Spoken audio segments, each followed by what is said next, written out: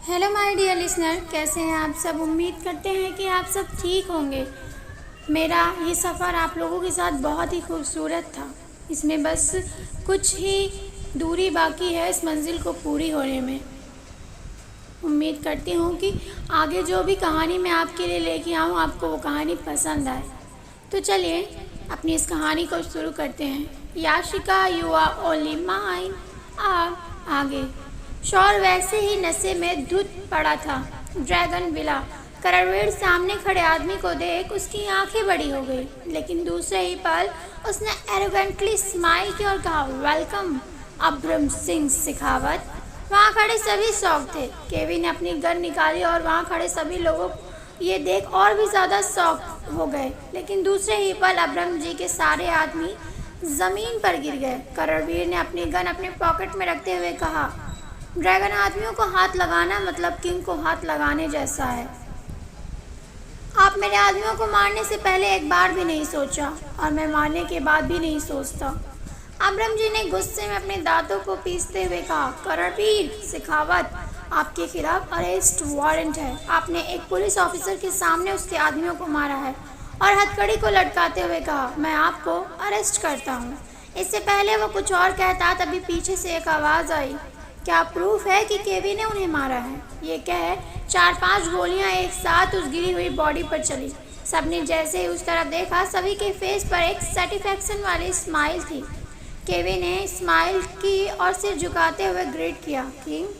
Shawl लड़खड़ाते हुए अंदर आया और कहा, आपको क्या लगा अब्रम सिंह शेखावत, अगर मैं यहाँ नहीं हूँ तो आप कुछ भी कर सकते हैं। किंग के ना होने पर उसके पैलेस में कदम रखना आसान था, लेकिन उनके आदमियों तक पहुँचना नहीं।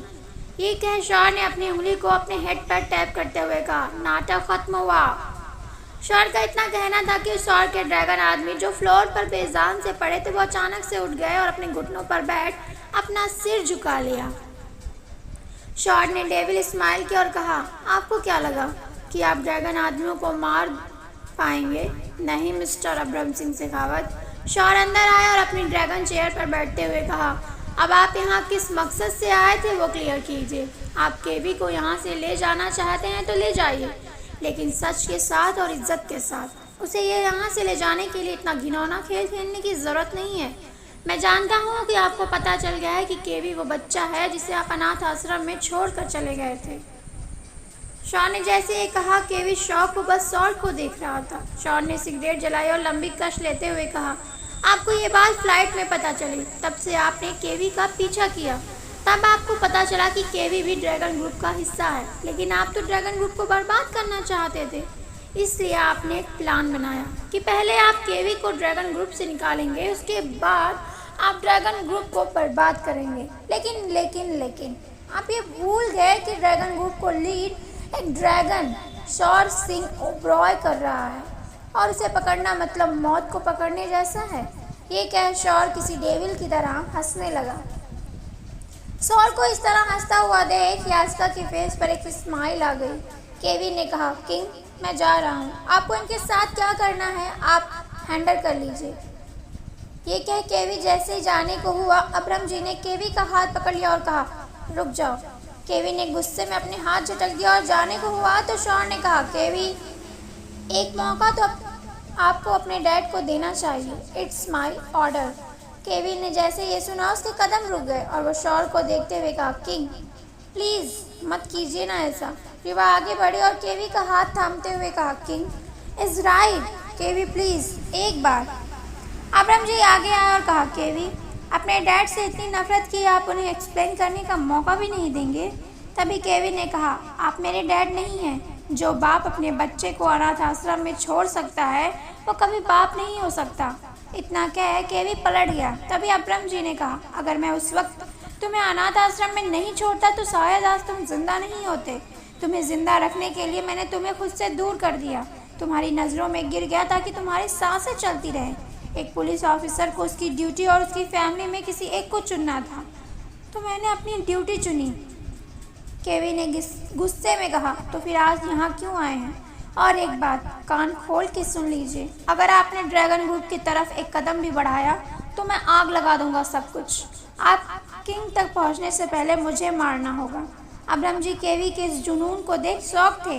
केवी आगे आया और अब्रम जी के साइड में खड़े होते हुए कहा, तब आपने अपने ड्यूटी और मुझ में ड्यूटी को चुना था।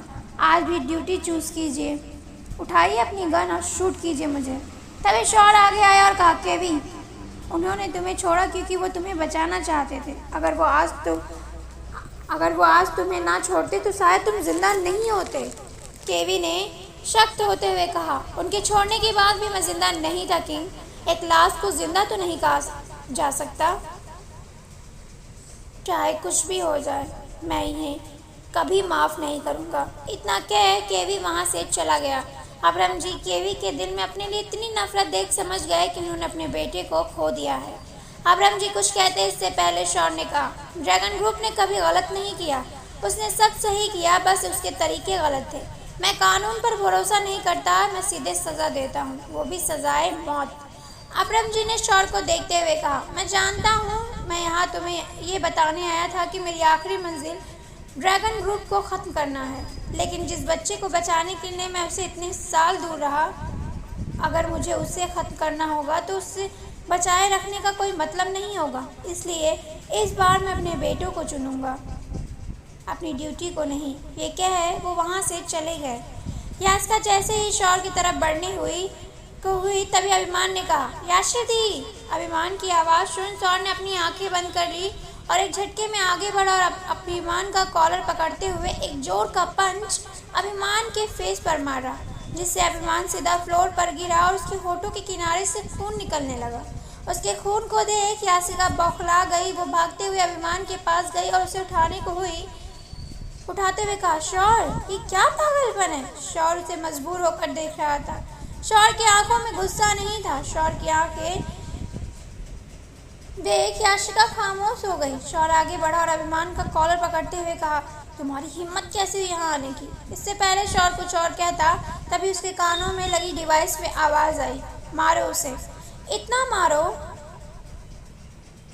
कि उसकी शक्ल देखने लायक ना बचे। लेकिन शौर का हाथ नहीं उठ रहा था। उसने अपनी मुट्ठी कस ली, लेकिन वो अपने आप को, अपने गुस्से को कंट्रोल कर रहा था। तभी अचानक से यास्का के मुंह से खून निकला और वो खून की उल्टियाँ करने लगी। ये देख शौर घबरा गया और जैसे ही कदम बढ़ाने को हुआ, उसके कानों में लगी डिवाइस में फिर आवाज़ हुई, ये तो बस ट्रेलर था, मैंने तो बस उसके अंदर लगे चिप के फंक्शन को बस टच किया। तो उसकी हालत देख रहे हो? उस चिप की रेज उसके अंदर से जख्मी कर रही है। अगर तुमने मेरी बात नहीं मानी तो मैं उसे मार दूंगा। शौर ने अपनी मुट्ठी इस कदर भींच रखी थी कि उसका हाथ की नसें उभर गई थी। ऐसा लग रहा था जैसे अभी फट जाएंगी। शौर के कदम पीछे हो गए। वो याशिका के पास नहीं गया। रिवा जानती थी कि शौर मजबूर है। रिवा भाग के याशिका के पास गई और उसे संभालने लगी। फहद डोर पर खड़ा शौक था, क्योंकि याशिका को इस हालत में देख के भी शौर उसके पास नहीं गया। वो किसी पत्थर की तरह दूर खड़ा तमाशा देख रहा था। होटल लियाना 404। एक आदमी चेयर पर रस्सियों के बीच बंधा था और एक लड़की जिसने सिल्क रेड नाइटी पहन रखी थी, जो पूरी ट्रांसपेरेंट थी, वो उसके करीब बढ़ रही थी। चेयर पर बंधा आदमी उस लड़की की नाइटी में देख बेताब हो रहा था। उसकी पूरी बॉडी तड़प रही थी कब वो उस लड़की को अपनी बाहों में भर ले। उस लड़की ने एक स्माइल की और कहा, क्या हुआ वीर, इतने बेचैन क्यों हो रहे हो? वीर ने खींचते हुए कहा, सिनाया, मेरा हाथ खोलो, तुमने मुझे बांध के क्यों रखा है? सिनाया ने स्माइल की और कहा, मैं तुम्हें अपने लिए तड़पता हुआ देखना चाहती हूँ, तुम्हें अपने लिए बेताब देखना चाहती हूँ। इतना क्या, वो धीरे धीरे आगे बढ़ी और वीर के लैप पर बैठ गई और उसके पूरे बॉडी पर अपने हाथों को फेरने लगी।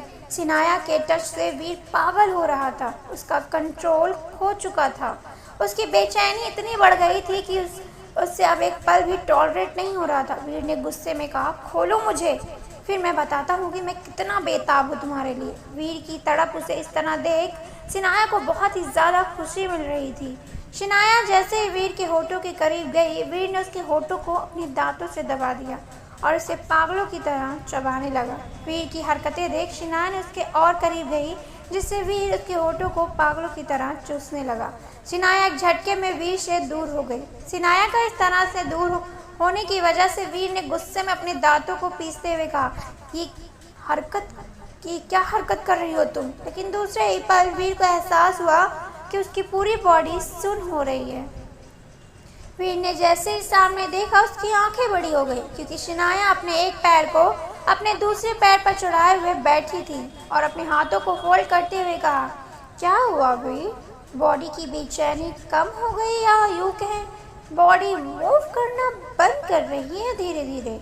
वीर ने जैसे ही सियाना की बातें सुनी उसने गुस्से में कहा, क्या किया है तुमने मेरे साथ, बोलो। सियाना ने बेवल स्माइल करते हुए कहा, तुम्हें जहर दिया है, एक ऐसा जहर जो तुम्हारी बॉडी को पैरालाइज कर देगा। अच्छा भी है कि तुम्हारी ये बॉडी किसी काम की ना रहे। ये क्या है? वो एक झटके में उठी और वीर का कॉलर पकड़ते हुए कहा, क्योंकि ये बॉडी लड़कियों के लिए बेचैन बहुत हुई है। इसी की बेचैनी को दूर करने के लिए तुमने ना जाने कितने लड़कियों के बॉडी के साथ खेला है, और जिस लड़की ने तुम्हें मना किया तुमने उसे सुसाइड करने पर मजबूर कर दिया। वीर की आंखें बड़ी हो गई। शनाया से दूर हुई और बेड पर बैठते हुए कहा, मैं तुम्हें बचा सकती हूँ, क्योंकि जो जहर मैंने दिया है उसका एंटीडोट मेरे पास है, लेकिन मैं नहीं बचाऊंगी। अगर तुमने सच बोला तो मैं तुम्हें बचाने का सोच भी सकती हूँ। वीर ने जैसे ही सुना उसने कहा, क्या सच जानना है? बोलो, लेकिन मुझे वो एंटीडोट दो। शनाया ने बेड के साइड में लगे ड्रॉर से एक कांच की छोटी सी बोतल निकाली और उसे वीर के सामने करते हुए कहा, तो बताओ रिया ने सुसाइड क्यों की थी? शनाया के सवाल ने वीर को होश उड़ा दिया। वीर ने शौक होते हुए कहा, कौन हो तुम? शनाया ने मुस्कुराते हुए कहा, तुम्हारा ये जानना ज़रूरी नहीं कि मैं कौन हूँ, ये बताओ रिया ने सुसाइड क्यों किया, और इससे पहले भी जिन लड़कियों ने सुसाइड किया था वो क्यों किया था? वीर खामोश हो गया। वीर को खामोश देख शनाया ने कहा, ठीक है, तुम खामोश बैठो और ऐसे ही खामोश रह जाओगे।